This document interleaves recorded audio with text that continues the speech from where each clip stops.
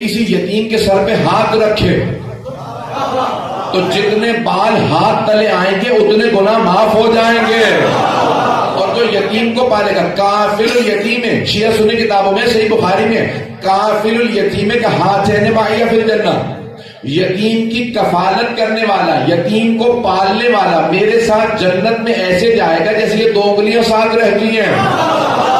نہیں ہے میرا مطلب میرے ساتھ پیغمبر فرما رہے ہیں یتیم کو پالنے والا, یتیم کو پالنے والا میرے ساتھ جنت میں ایسے جائے گا جیسے 2 انگلیاں ساتھ رہتی ہیں. ایک عام یتیم کو پالنے والا پیغمبر کے ساتھ جنت میں ایسے جائے جیسے 2 انگلیاں ساتھ رہتی ہیں. اور وہ ابو طالب جنہوں نے کائنات کے سب سے عظیم یتیم محمد مصطفیٰ کو پالا, ان سے متعلق کیا خیال ہے؟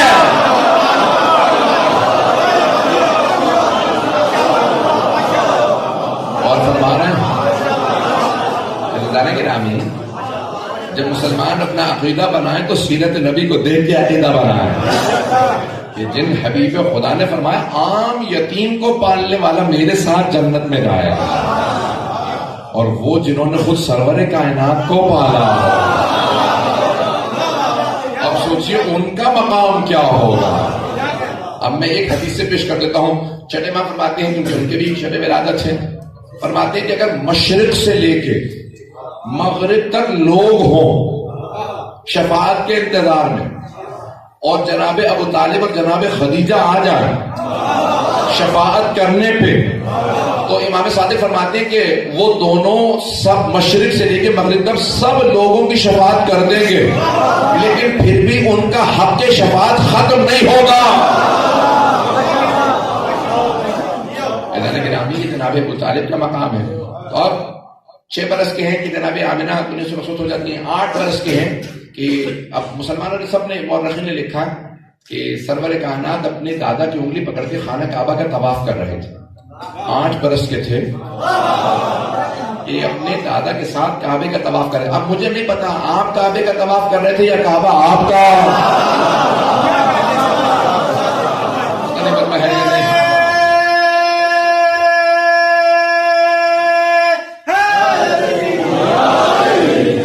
فرما رہے ہیں نہیں گرا بھائی, میرے الفاظ میں تیز بولتا ہوں لیکن ساتھ ساتھ چلتے رہیں گے تو یقین مانیے ضرور آپ کو ایک مرتبہ اپنے ایمان میں تازگی محسوس ہوگی. آپ کا جناب سرور کائنات سے متعلق ایمان اور زیادہ بڑھ جائے گا. ممبر ایمان بڑھانے کی جگہ ہے, اختلاف کی نہیں.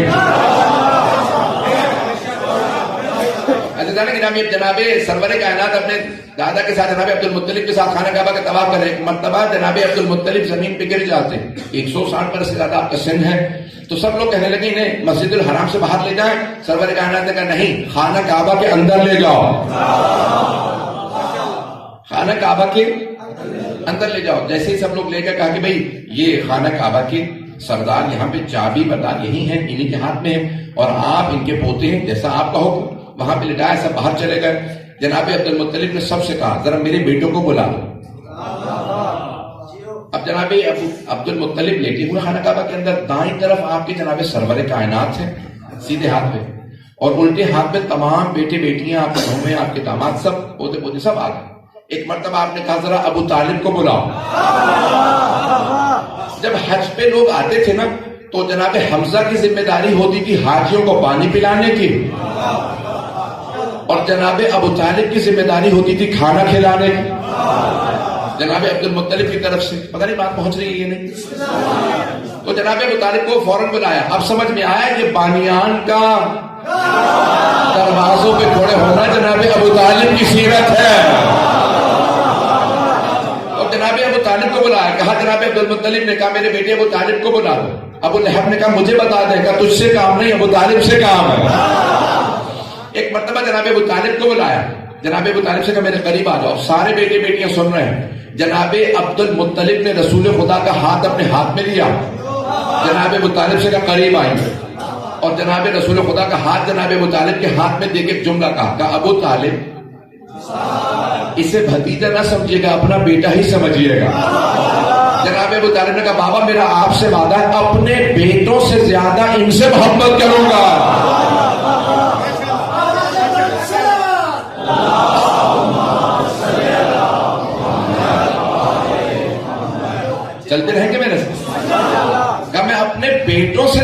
سے محبت کروں گا. اور ایسا ہی جناب ابو طالب نے کیا, پوری زندگی اتنی محبت دی کہ سرور کائنات نے کہا میرے ماں باپ کے بعد میرے ماں باپ جناب ابو طالب و جناب فاطمہ بنت اسد.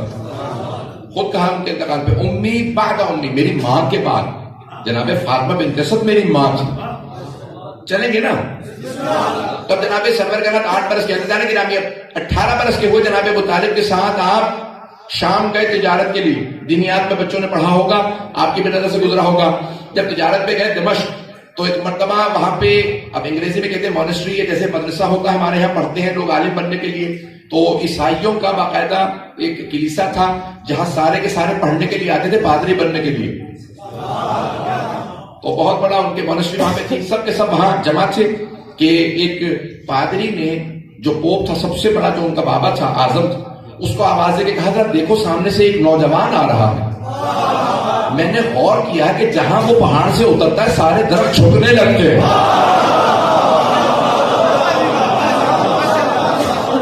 وہ پہاڑ سے اتر رہے ہیں تو درخت ان کے سامنے جھک رہے ہیں, اور جہاں جہاں پتھروں پہ وہ قدم رکھتے ہیں وہ پتھر اچھلنے لگتے ہیں, جیسے پتھروں کو پتا ہو کہ بڑا اہم قدم آ رہا ہے. لوگ ہیں یا نہیں ہیں؟ یہ خاص ہے. ایک مرتبہ سب باہر آئے, کہا کہ بھئی ان سے بات نہ کرنا, ان کے ساتھ ایک بزرگ بھی ہیں, ذرا ان سے پوچھو یہ کون ہے.